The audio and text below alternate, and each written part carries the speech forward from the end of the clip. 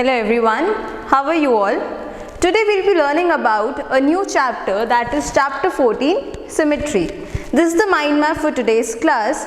In this chapter we will learn about the meaning of symmetry. Second, what is known as the line of symmetry, the concept of symmetry in 2D shapes and how reflection and symmetry are related to each other. Let's start by learning about the meaning of the term symmetry. So when a figure is folded or a line is drawn across any figure and it is divided into two identical halves, the figure is called to be symmetrical, and that concept is known as symmetry. Now what do we mean by identical halves? That means the one part is overlapping the other part, or they coincide each other. That is known as identical parts. Now notice around your surroundings. Whatever you notice, most of the things have symmetry included in them. Just look around the flowers or butterflies. You notice that there are some patterns over them, right? So if we could draw a line or an imaginary line over those patterns, that will become identical. So if you notice symmetry, it is present in your surroundings as well. Now let's learn about line of symmetry. Now what is known as line of symmetry? So any line which divides a figure into two identical halves is known as line of symmetry or the axis of symmetry. Now there are two types of line of symmetry. One is known as horizontal line of symmetry and second is known as vertical line of symmetry. Now what is horizontal line of symmetry? So a line which divides a figure horizontally into two identical halves. So here I have letter B. So this horizontal line of symmetry is dividing the upper half and the below half into two identical parts. Now what is the vertical line of symmetry?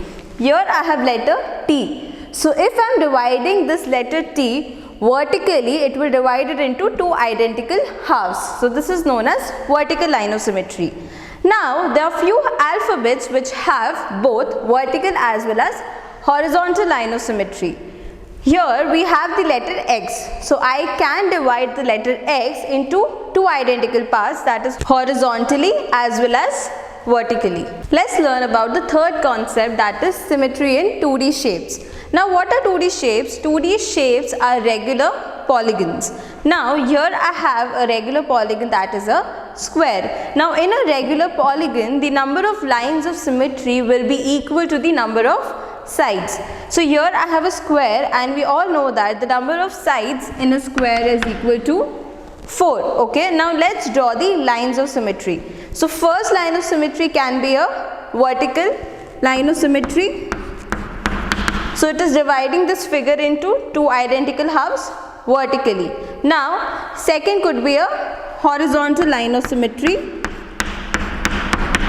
So it is dividing this figure into two identical halves horizontally. Now the third line can be the diagonal line of symmetry, which is also dividing the square into two triangles which are identical. Similarly, we can draw the fourth line of symmetry. So here the number of lines of symmetry is equal to the number of sides. Now let's learn about the last concept, that is reflection and symmetry. So all of you, please turn to page number 185 of your textbook and look at figure 14.13. Did you all observe the figure? Now please go and stand in front of a mirror in your home. Did you find any similarity? So when you look at yourself in the mirror, you notice that the image in the mirror is completely identical to you in terms of shape and size. So we can conclude that reflections exhibit or display symmetry. Now let's have a quick recap of the chapter. So today we learned about the chapter symmetry and we learned about the meaning of symmetry. Under that we learned about line of symmetry, and under symmetry we learned about two types of lines of symmetry, that is horizontal line of symmetry and vertical line of symmetry.